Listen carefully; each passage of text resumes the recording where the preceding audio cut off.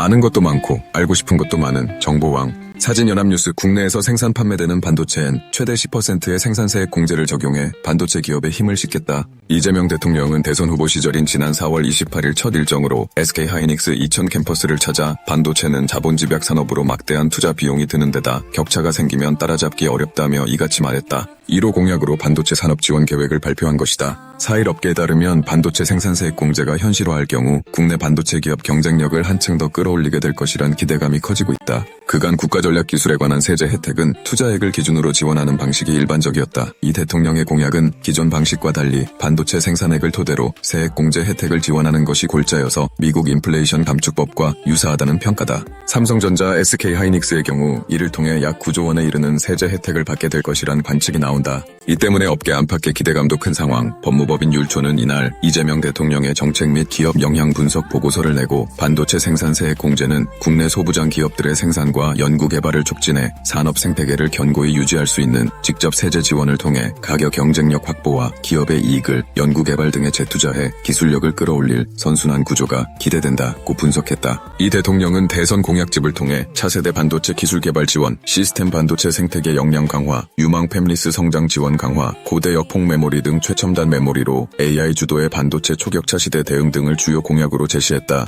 반도체 특별법 조기 제정도 약속했다. 이는 반도체 생산세액 공제, 용인 반도체 클러스터 신속 조성 등의 지원 정책을 뒷받침하기 위한 필수 공약으로 꼽힌다. 반도체 특별법이 제정되면 대통령 직속 반도체 산업 경쟁력과 앵화위원회도 신설된다. 5년 단위 중장기 계획을 수립해 반도체 산업을 지원하게 된다. 다만 정부 지원 정책이 집중될 경우 법적 리스크가 발생하지 않도록 면밀한 검토와 대응이 필요하다는 지적이 나온다. 율촌은 반도체 특별법이 조기 제정될 경우 직접 보조금, 세제 지원, 인허가 특례, 근로시간 유연화 등 다양한 정책 변화가 한꺼번에 도입될 예정이라며 이는 반도체 기업의 경영 환경에 큰 영향을 미치고 법률적으로는 각종 지원 요건, 규제 적용 범위, 준수 의무, 인센티브 관련 법적 해석이 중요한 쟁점이 될 것이라고 내다봤다. 그러면서 직접 보조금 등 대규모 정부 지원이 가능해지면 지원금 신청, 집행, 사후 관리, 환수, 부정수급 등과 관련된 법률적 리스크와 분쟁 가능성이 커질 것이라며 세계무역기구 등 국제무역규범과의 정합성, 회계 투명성, 목적 외 사용 등에 대한 법적 검토가 필요하다고 했다.